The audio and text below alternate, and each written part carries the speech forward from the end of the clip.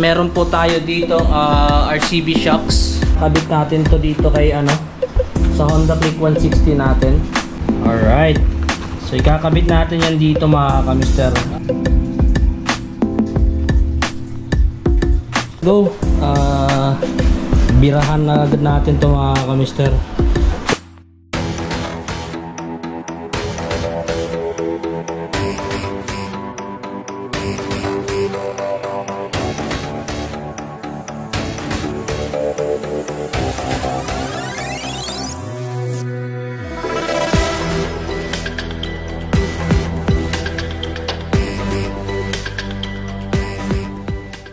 Yo, what's up mga kamister? So welcome again for another vlog. So for today's vlog mga kamister is meron po tayo dito RCB shocks. Ayan, pakita ko sa inyo mga kamister. Alright, so may RCB shocks tayo dito mga kamister. Ikakabit natin to dito kay sa Honda Click 160 natin. Papalitan natin siyang itong stock shock natin. Kasi based on my experience, hindi naman siya masyadong matagtag. Parang malambot siya para sa akin. And then every time na nasa kurbada ka, parang naggumigewang-gewang siya. So hindi ko naman mapagdudahan yung yung engine bushing, engine support bushing, kasi bago pa naman siya. So duda ko talaga sa shock. So meron tayong ditong RCB shock. Nakakabit to dun sa click natin. Pakita ko sa inyo kung asan si Blue. Ayan, so nandun si Blue mga kamister. Nilabas muna natin saglit kasi sobrang sikip na dito mga kamister. Wala na tayong space para makagawa tayo ng makapagtrabaho tayo dito sa motor natin. Ayan. Ayan. Alright. Pang Honda Click 125 ito, 125 150. Pero pwede natin ito ikabit doon sa sa Honda Click 160. Pero 330 mm lang ito mga kamister, kasi yung stock shock ng Honda Click 160 is 340 mm. So ayan, so let's go. Birahan na agad natin ito mga kamister. So lagay muna natin ito sa gilid. Ang kailangan natin gawin dito ngayon mga kamister is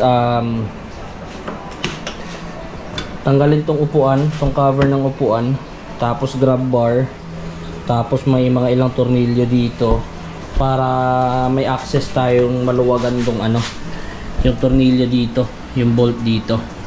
Tapos to tanggalin natin para mahugot na natin to. So let's go mga kamister. So yung unang kailangan gawin natin mga kamister is tanggalin muna natin tong mga plastic rivet. Ayan, tong dalawang to. So tusukin lang natin tong gitna mga kamister para umangat siya. Ayan. Pagkatapos pwede mo na tong sungkitin, iangat. Ayan mga kamister. So lagay lang muna natin dyan dito. Tapos pwede na natin tong tanggalin yung cover ng gas tank.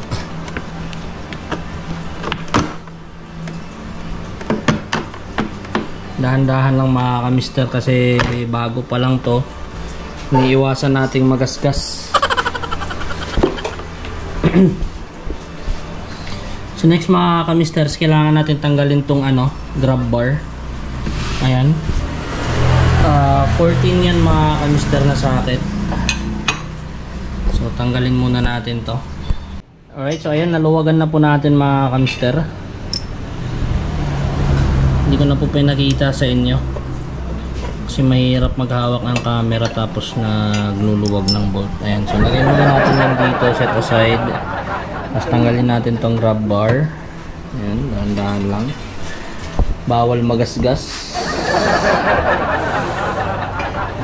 So ayan, may maliit na screw, isang screw dito mga kamister. So gamitan niyo po ng nung screw na medyo bumabaluktot para maano natin to. Tapos kapag naluwagan na natin yan mga kamister, pwede niyo na po yung kamayin. Ayan.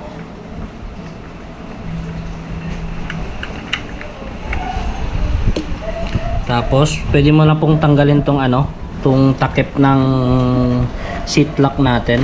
So yan, ganun lang kabilis mga kamister. Tapos kailangan natin tanggalin tong isang 10mm bolt na to para maangat natin tong tangke. So ayan, medyo naangat na natin tong tangke mga kamister. Ayan, nakuha na natin yung isang 10mm bolt dito. So ngayon, luwagan na natin tong bolt dito sa shock. 14 yung ano dito mga kamister, sukat na tools na kailangan. Tapos dito tanggalin natin. Let's go.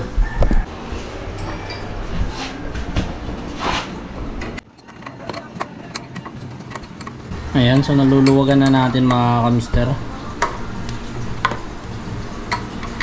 So bago natin tuluyang tanggalin yan mga kamister, luwagan muna natin tong sa taas. So ayan, gumamit po tayo ng 14mm mga kamister.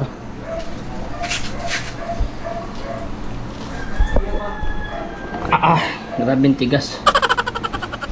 One eternity later. So sobrang tigas niya mga kamister. Natatakot ako baka bumilog yung ano, yung bolt niya, yung nut.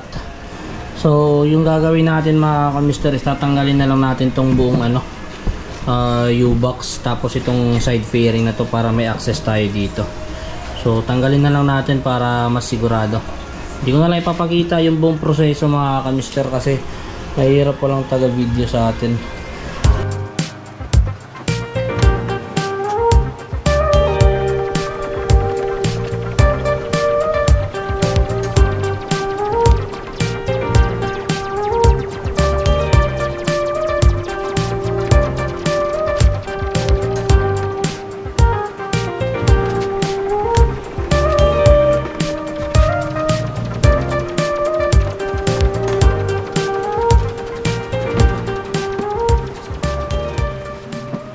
Pagkatapos niyan mga kamister, pwede na po natin tong angatin tong ano, gas tank para may access na po tayo rito.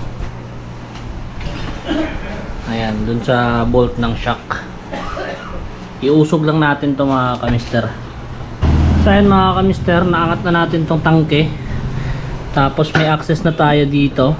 So yan, so pasok lang natin yung ano, tools natin, tapos pwede na nating luwagan. Alright, so ayan, nabaklas na po natin mga kamister. Ayan, wala na. Nandito pala yung ECU ng Honda Click 160. Unlike po dun sa Honda Click 125 at saka 150, nandun sa ano, nandito sa harapan. Ito nandito na pala sa likod. So ayan mga kamister, kabit na po natin yung bagong ano natin, yung RCB shocks. Pero syempre, bago natin ikabit mga kamister at saka ibalik to sa ano, sa pagkakalagay, punasan na lang din natin. Kaya no, kasi sobrang ano, alikabok. So linisan na lang din natin to mga kamister.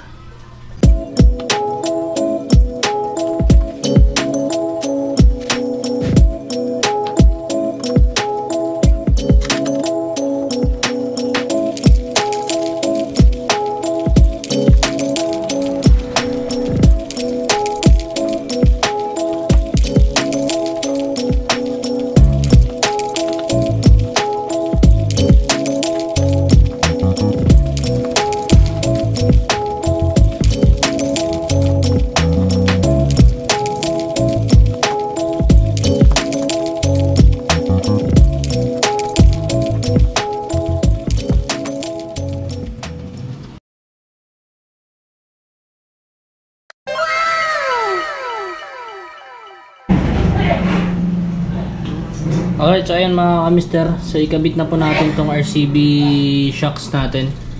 Let's go.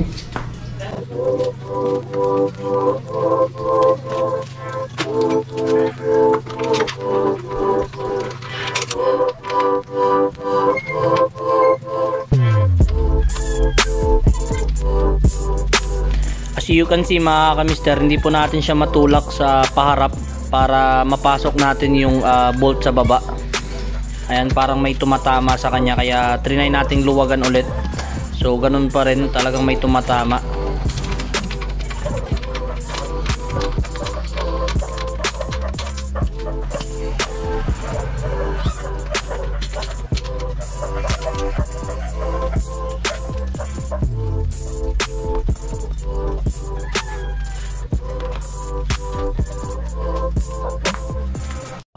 few moments later.